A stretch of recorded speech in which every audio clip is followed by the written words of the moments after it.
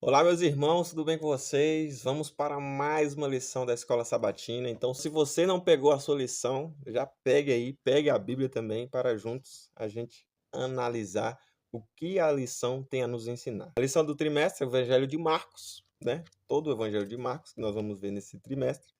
E hoje nós já estamos na lição 5. E hoje eu vou falar para você sobre sábado e domingo. Então tá esperando o quê, meu irmão? Você já é inscrito no canal? Se não é inscrito, se inscreva e junte-se comigo para juntos aprendermos da palavra de Deus. O ministério de Jesus esteve grandemente concentrado na região da Galiléia, especialmente dentro e ao redor do Mar da Galiléia. E esse Mar da Galiléia é um lago que aproximadamente tem aí 21 quilômetros de comprimento e 13 quilômetros de largura. Realmente grande porção de água. Ele era o maior corpo de água da região e era o centro da vida das pessoas que viviam ali nas proximidades desse lago. Marcos 4 termina com Jesus atravessando o mar da Galileia e surge uma tempestade. Jesus acalma a tempestade, dando ordem ao vento e às ondas do mar.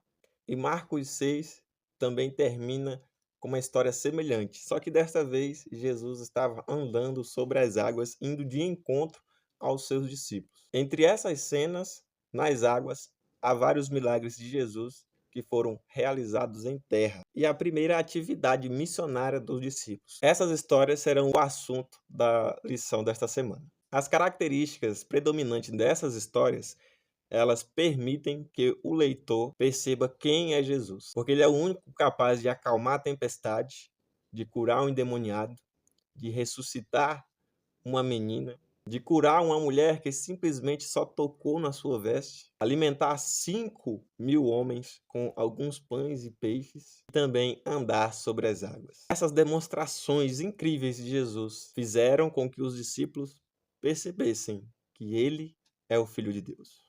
Esse é o título de domingo, Acalmando a Tempestade. Capítulo 4 de Marcos começa com Jesus estando à beira do lago e sobe no barco, e ali ele é cercado pelas pessoas, pela multidão, e ali do barco ele começa a ensinar. E aí nós vemos as parábolas que ele começa a contar, ensinando o povo.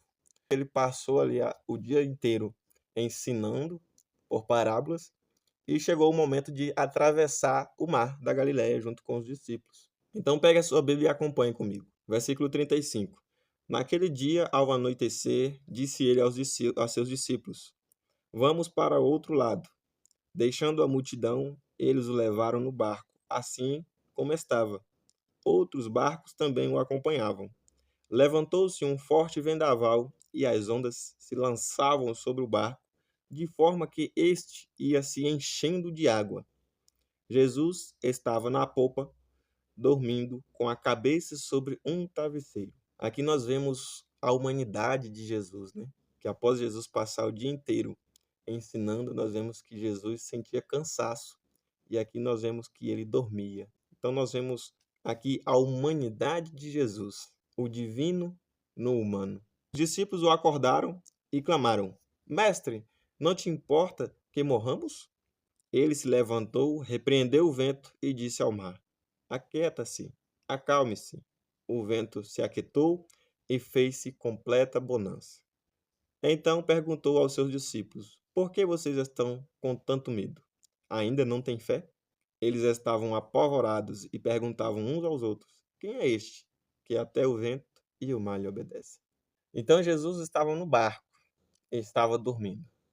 E de repente, no momento em que eles estavam atravessando, surge uma tempestade. E ali imagina o barco daquela época, né? Imagina um barco pequeno e as ondas balançando o barco para o lado, para o outro e enchendo de água. Imagine o medo dos discípulos agora neste momento, com medo pensando que iriam morrer afogados. Jesus estava dormindo. O texto diz que ele estava com a cabeça sobre um travesseiro na popa do barco. E surge o questionamento entre os discípulos: Mestre, não te importa que morramos? Imediatamente Jesus acalma a tempestade e pergunta para eles: Por que vocês estão com medo? Ainda não têm fé? Quantos milagres os discípulos já tinham visto Jesus fazer antes desse momento, mas ainda assim eles não acreditavam no Senhor, não criam em Jesus. Porque nesse momento em que surge a tempestade, veio o medo sobre eles e o medo mostrou a eles o quanto eles ainda eram incrédulos. Parece conosco, né?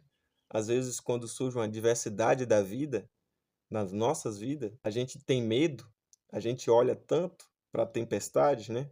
Para o problema, que a gente fica apavorado, com medo, que nos esquecemos de Deus. E o medo dessa insegurança que a gente sente nos mostra um quanto nós somos incrédulos. Quantas vezes você, na sua vida, já se perguntou a Deus, já questionou a Deus? Deus, por que isto está acontecendo comigo? Qual a razão? Isso nos ensina algo. Nos ensina que quando surgirem as provações, as tempestades das nossas vidas, nós devemos ir até Jesus. Não devemos olhar para a tempestade, mas devemos olhar diretamente para Cristo, porque Ele tem a solução. E eu quero ler um texto com vocês que se encontra no Desejado de Todas as Nações, página 336, que fala o seguinte, olha só. Houvessem os discípulos confiado nele e teriam permanecido calmos. O temor no momento do perigo revelou sua incredulidade. No esforço para se salvarem, esqueceram-se de Jesus, e foi apenas quando, deixando de confiar em si mesmo, se voltaram para ele, que os pôde socorrer. No momento da tempestade, os discípulos, talvez manuseando o barco, tentando controlar para que o barco não viesse a virar por conta das ondas, vendo que as suas forças não adiantavam, então perceberam que Jesus estava no barco. Por isso os discípulos acordaram Jesus. Eles perceberam que a única solução era Jesus. Houvessem eles confiado inteiramente em Jesus, eles tinham permanecido calmos e não tinham ficado com medo. Quantas vezes nas nossas dificuldades, nas nossas aflições, nós nos esquecemos de Jesus e tentamos resolver o nosso problema com as nossas próprias forças? Entregamos os nossos problemas tudo nas mãos de Jesus e Ele saberá resolver da melhor forma possível. E então, após Jesus ter acalmado a tempestade, eles se perguntaram uns aos outros: quem é este que até o vento e o mar lhe obedecem? A lição trouxe o Salmo 104, versículo 1 ao 9. Mas eu prefiro ficar com o Salmo 33, do versículo 6 ao 9. Leia comigo. Salmo 33, versículo 6 ao 9. Mediante a palavra do Senhor foram feitos os céus e os corpos celestes, pelo sopro de sua boca. Ele ajunta as águas do mar num só lugar. Das profundezas faz reservatórios. Toda a terra tema o Senhor. Tremam diante dele todos os habitantes do mundo. Pois ele falou e tudo se fez. Ele ordenou e tudo surgiu. Quem é este que até o vento e o mar lhe obedecem? A resposta é simples. Aquele que um dia estendeu os céus, que um dia deu ordem às águas do mar a se ajuntarem num só lugar, pelo sopro de sua boca, pela sua palavra, que ele ordenou e tudo se fez, ele agora estava num barco, no meio das águas, dizendo para o vento e as ondas se acalmarem. Ele, o Criador de todas as coisas, o Filho de Deus, o Divino em carne e osso, junto com os discípulos. A lição trouxe dizendo que essa história ela se encaixa num padrão bíblico comum, que se chama de uma teofania, que é a manifestação visível de Deus ou de seus anjos. E aí trouxe 5 características. Primeira, a demonstração do poder divino. Segunda, o medo humano. E terceira, a ordem. Não tema. E 4, as palavras da revelação para a qual Deus ou o anjo apareceu. E quinto, a resposta humana à revelação. 4 dessas 5 características estão nessa história. Acalmar a tempestade é a demonstração do poder divino. O medo dos discípulos, o medo humano. A pergunta, por que vocês estão com medo? Corresponde a não temas. E quem é este? É a resposta humana, quando os discípulos perguntam, quem é este? Que até o mar e o vento lhe obedecem. O que está ausente aqui são as palavras da revelação. Esse detalhe que falta se encaixa perfeitamente no segredo da revelação, que percorre por todo o livro, no qual a verdade de quem era Jesus será revelada. Mas ainda tem mais uma lição que eu quero falar com você que a gente pode tirar dessa história. O texto diz que Jesus dormia na polpa do barco. A polpa do barco é a parte de trás do barco, onde a pessoa fica ali para controlar a direção do barco. Sabe o que isso está dizendo para mim e para você?